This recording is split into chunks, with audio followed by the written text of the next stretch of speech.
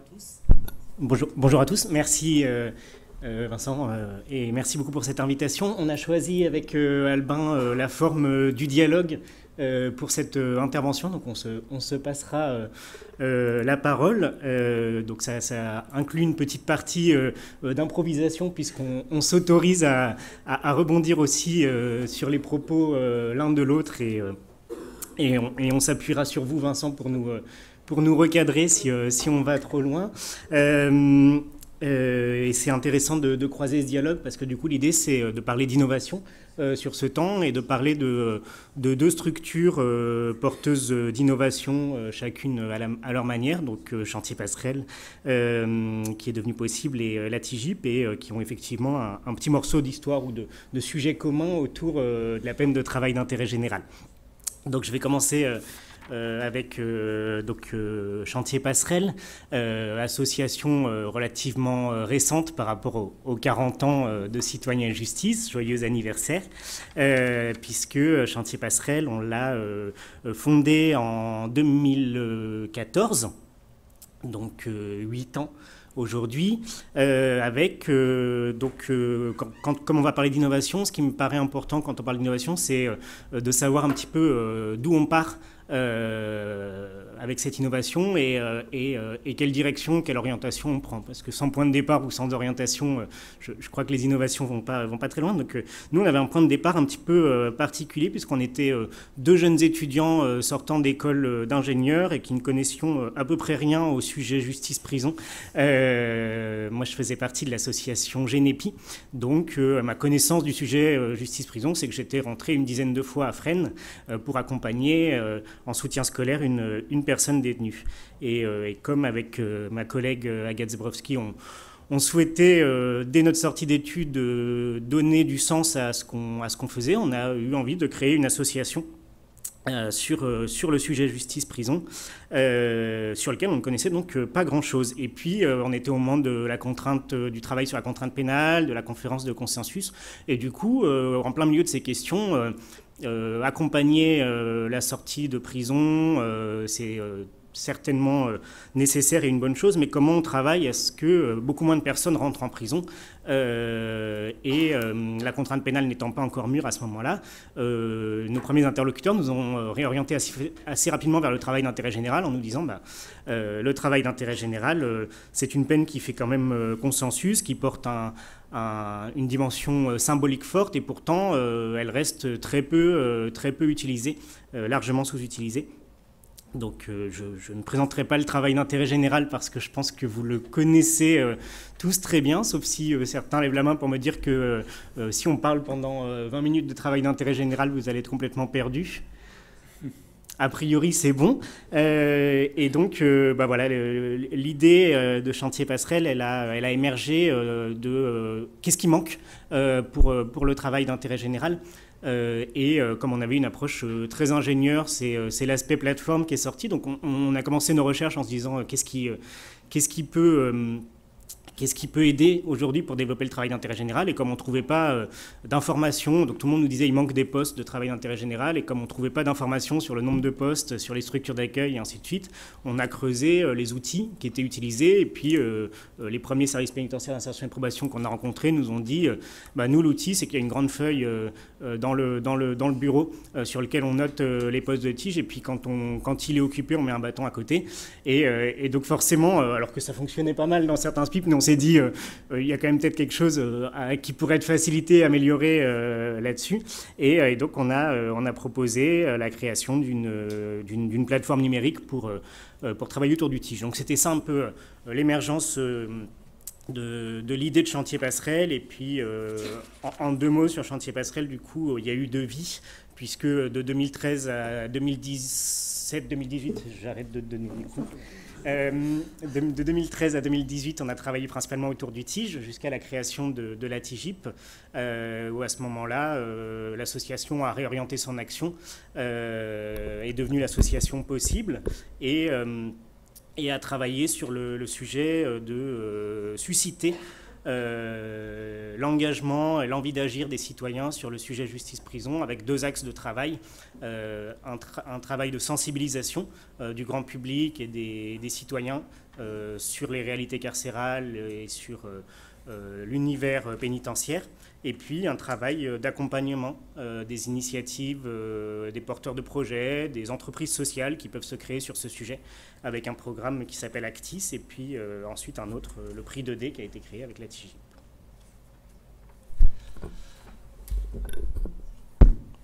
Merci, merci. Tout d'abord, un immense merci de nous accueillir, et merci à Marielle Thuot et aux équipes de Citoyens et Justice d'avoir convié la petite agence qui n'a pas encore soufflé les bougies de son 4e anniversaire aux 40 ans de la Grande Fédération. Alors je le dis sans, en souriant, mais sans plaisanter, parce que pour nous, le travail avec le monde associatif est complètement essentiel, à la fois au bon déroulement et au succès des missions de l'agence. À la création de laquelle Chantier Passerelle a sans doute à un moment donné participé. Donc, et en contrepoint de ce qu'a dit Sylvain à l'instant, je voulais simplement rappeler que la création de cette agence, dont vous connaissez les missions, hein, pour les résumer très simplement, c'est développer le travail d'intérêt général, dynamiser toute la formation professionnelle du public sous main de justice, milieu ouvert comme milieu fermé, et puis renforcer le travail pénitentiaire et développer l'accompagnement vers l'emploi. En réalité, en fait, créer des conditions d'une meilleure insertion professionnelle des personnes placées sous main de justice, avec l'idée que ça contribuera à la lutte contre la récidive.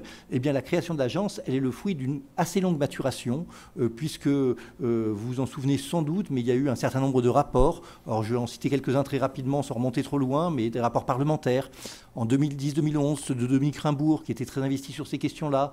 Puis, en 2016, un rapport conjoint de l'IGAS et de l'IGSJ, qui était à l'époque l'inspection générale des services judiciaires, sur les politiques d'insertion des personnes placées sous main de justice. Tous ces rapports concluaient à la nécessité d'avoir un opérateur unique en charge de l'insertion professionnelle, notamment des personnes placées sous main de justice, et sur la nécessité également de développer le travail d'intérêt général. Et puis, il y a eu, tout ça a rencontré une volonté politique, celle d'un candidat, et puis qui est devenu président de la République, Emmanuel Macron, qui avait inscrit dans son programme à la fois le principe de la création d'une agence du travail d'intérêt général, mais aussi la volonté de faire entrer le droit en détention pour ce qui concerne le travail. Eh bien, tout cela, en fait, a pris beaucoup de temps, et évidemment que les propositions de Chantier Passerelle autour du TIGE, autour de la création d'une plateforme numérique, sans qu'elle puisse être complètement définitive, et sans que je puisse dire que c'est ce qui a décidé la création de l'agence, ça a forcément participé, parce que il y a eu un long travail d'inscription dans l'agenda politique de cette nécessité d'avoir cet opérateur-là. Donc le monde associatif, encore une fois, est absolument essentiel, et il est essentiel à l'agence, et je ne l'ai pas précisé au début, bien parce que tout simplement, notre gouvernance comprend en son sein des représentants du monde associatif, dont la Fédération Citoyens et Justice, qui fait partie de notre comité d'orientation stratégique et qui nous aide à définir notre plan de charge et ce vers quoi on s'oriente. Donc, encore une fois, voilà, je crois que l'innovation administrative, elle ne peut avoir lieu que quand il y a un besoin social, et ce besoin social, il est souvent exprimé par le monde associatif. Donc, pour résumer brièvement, en fait, c'est la rencontre entre une innovation associative et une volonté politique forte qui a permis à ces deux entités de se rapprochement, et ainsi de créer l'Agence du travail d'intérêt général. Ce qui nous intéresse, c'est comment est-ce que ça s'est construit, et quels sont peut-être les points de difficulté et les points forts en fait, de ce projet qui ont amené à la création de la TIGIP. Bien avant, du coup, quelques années avant. Merci.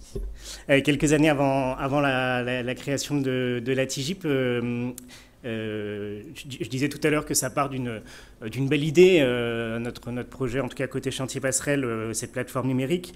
Il y a une première étape de rencontre, un peu rencontre avec le réel, entre l'idée d'innovation et puis sa possibilité de mise en place. Très concrètement, je reviens encore à notre histoire de jeunes étudiants, mais on arrive, première rencontre avec le SPIP du Rhône, puisqu'on était lyonnais, pour présenter le projet de plateforme. Donc tout content, il y avait déjà un début de plateforme existant, et le SPIP nous dit mais vous ne connaissez absolument rien à la prise en charge des personnes placées sous main de justice par le SPIP, de comment on met en place le TIGE, de la nature de nos partenaires. Votre plateforme, ça nous intéresse pas. Et cette rencontre, elle est évidemment assez caricaturale par rapport à ce que vous vivez peut-être en tant qu'association dans vos rapports avec l'administration pénitentiaire. Mais pour moi, elle représente des morceaux de la difficulté relationnelle qu'il peut y avoir entre le monde associatif et le monde pénitentiaire. On a commis sur les premières années énormément de maladresses et d'erreurs. Donc le SPIP nous a à ce moment-là gentiment proposé de faire un stage de quelques semaines pour découvrir les métiers du SPIP.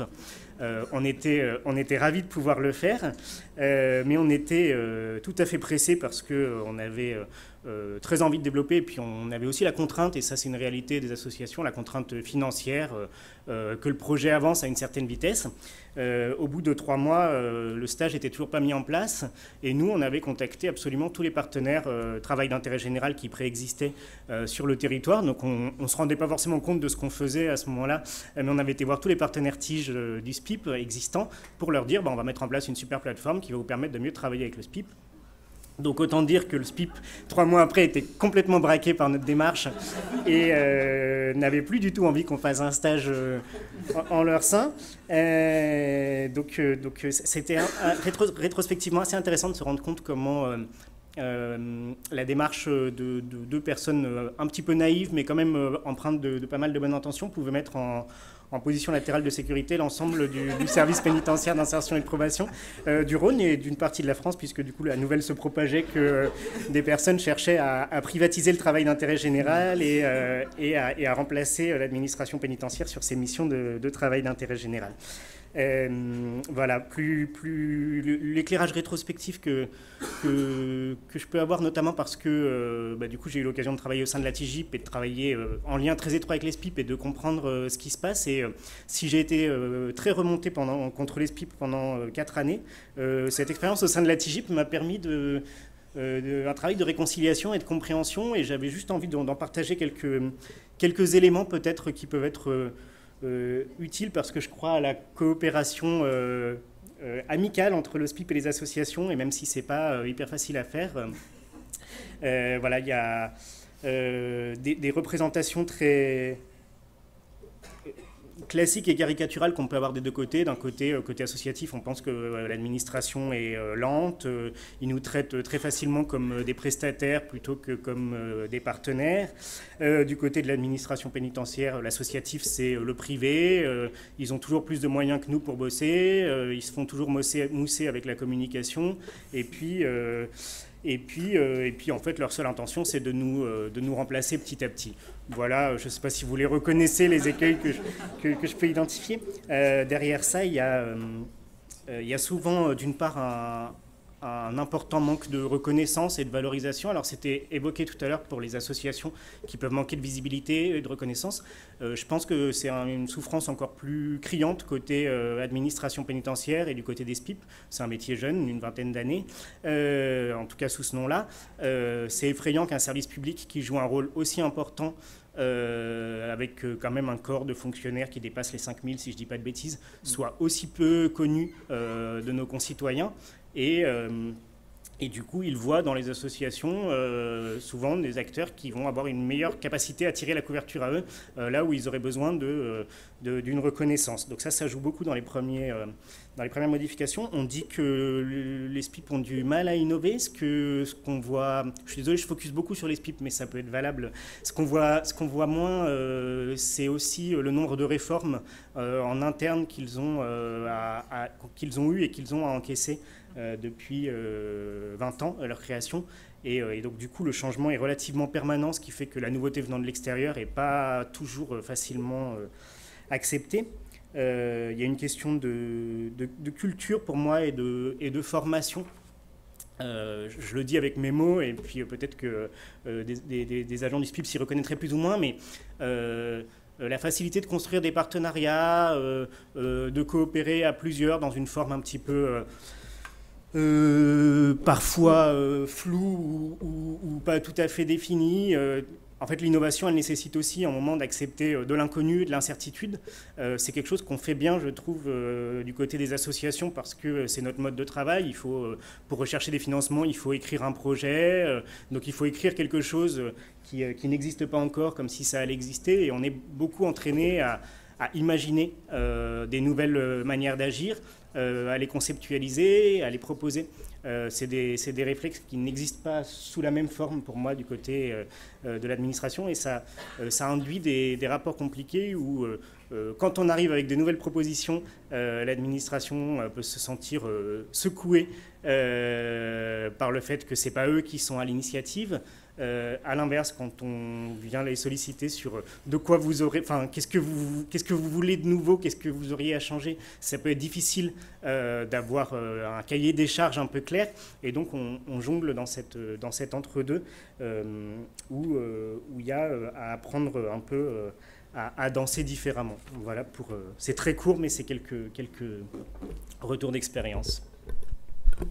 Alors vous l'avez compris, la TIGIP a été créée simplement pour contrer ces dangereux extrémistes lyonnais qui voulaient s'approprier des morceaux de l'État. En fait, non, c'est très intéressant parce que j'ai vécu là aussi en contrepoint d'un autre point de vue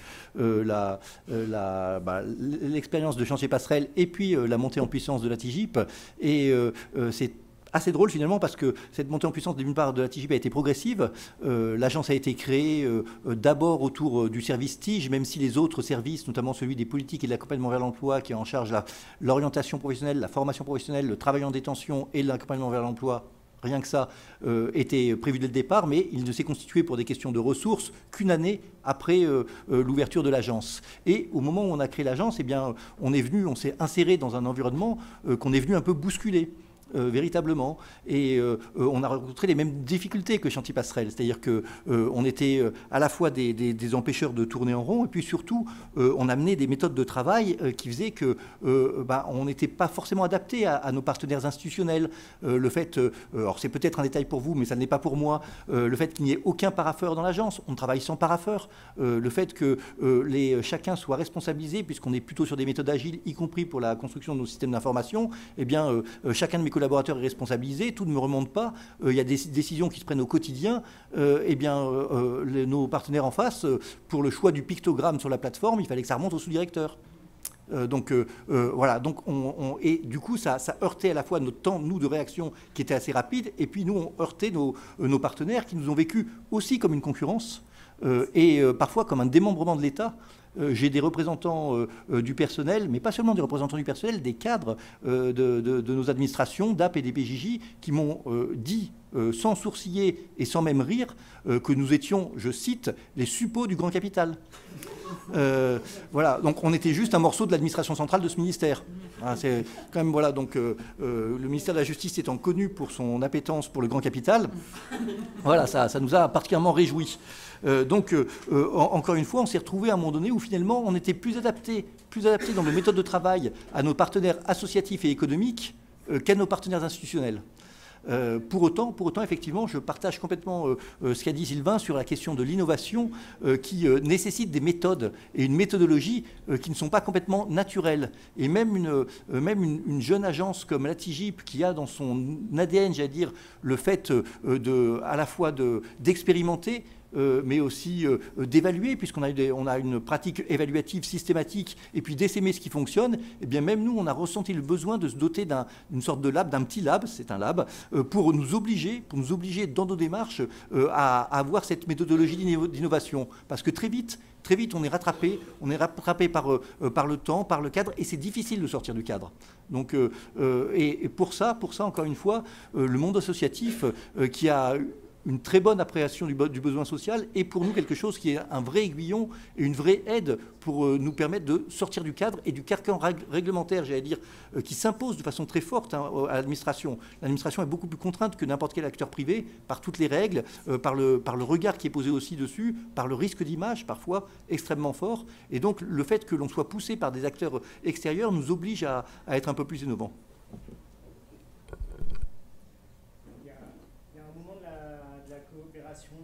Public associatif qui peut être un peu intéressante peut-être à regarder ce matin, c'est le moment de la création de l'agence et ce que ça voulait dire pour nous du côté de Chantier Passerelle. Alors évidemment, l'histoire de l'agence, elle s'inscrit dans bien plus large que Chantier Passerelle et dans l'historique et dans les missions, puisqu'on s'est intéressé qu'au travail d'intérêt général et que les missions de l'agence sont beaucoup plus larges, même si au moment de 2017 et du programme présidentiel d'Emmanuel Macron, c'est une agence du travail d'intérêt général qui est annoncée avant de devenir après une agence du travail d'intérêt général et de l'insertion professionnelle. Donc nous, de notre point de vue, on se disait l'agence qu'on espérait de nos voeux depuis 5 ans, elle est sur le papier. Quel rôle on a à y jouer en tant qu'association, que ce soit pour que le retour d'expérience qu'on a pu construire, même s'il était modeste, la plateforme numérique, on l'avait expérimenté, les acteurs, on les avait rencontrés, fédérés, donc on se disait il y a peut-être quelque chose à utiliser. Et puis parce qu'on avait le point de vue de se dire si l'administration pénitentiaire n'a pas réussi à faire s'envoler le travail d'intérêt général depuis 35 ans à ce moment-là, c'est pas le fait de créer une agence au sein de l'administration pénitentiaire avec la culture de l'administration pénitentiaire et avec que du personnel pénitentiaire qui va changer la donne. Donc on s'est dit on a un rôle à jouer pour que cette structure elle prenne une orientation, alors déjà qu'elle voit le jour, parce que du programme présidentiel à la réalisation, des fois on perd du monde en route, donc on s'est agité, je pense que ce sera le terme le plus juste, pour essayer que le projet d'agence effectivement ne tombe pas sous les radars, et puis pour que ce qu'on avait pu apprendre et le secteur associatif aussi. Donc ça faisait partie, la mise en place d'un comité d'orientation stratégique faisait partie des revendications qu'on portait, trouve sa place dans cette organisation-là. Et c'est un moment que je trouve particulièrement intéressant, qui ne concerne pas que le monde de la justice, parce que je pense que les coopérations et les innovations associatives publiques, elles sont encore trop rares pour généraliser un mode de co-construction qui pourrait demain peut-être aboutir à des objets, je ne sais pas si tu accepteras que je qualifie la TIGIP d'objet hybride, mais je pense qu'il existe des nouveaux objets administratifs qui mêlent une culture, des origines, des façons de fonctionner qui essayent de prendre le bon des deux côtés, ou qui ont en tout cas cette capacité à restaurer une forme de dialogue ou de trait d'union là où il peut manquer. Et l'émergence de ces objets un peu hybrides, elle n'est pas facile à construire. Le mode d'emploi, comment on construit une nouvelle structure publique qui peut se nourrir de ce qui a été porté par l'associatif, il n'existe pas encore beaucoup. Et donc du coup, ça a été une période d'agitation, de revendications parlementaires, plaidoyer, puisqu'on organisait à ce moment-là un tour de France du travail d'intérêt général pour présenter les propositions qui étaient portées par les structures d'accueil de TIGE. Et après, le choix effectivement plus personnel que j'ai fait de rejoindre l'équipe de la TIGIP pour porter un petit peu l'expérience et les partenariats qu'on avait pu construire au sein de cette structure. Oui, juste pour conclure, vous avez compris là aussi qu'on a réussi à circonvenir M. l'huissier en le faisant venir chez nous.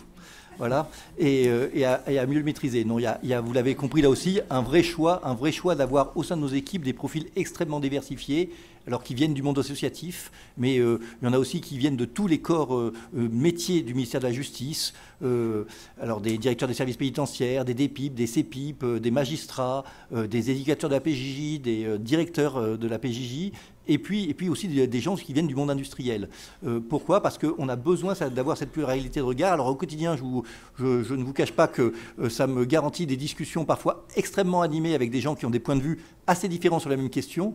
Donc il faut arriver à faire converger tout ça. Mais en tout cas, c'est cette richesse-là qui est importante et qui permet effectivement de construire un peu d'innovation. Alors juste pour vraiment conclure, je voulais juste avoir une adresse ce qui est un peu paradoxal au monde associatif.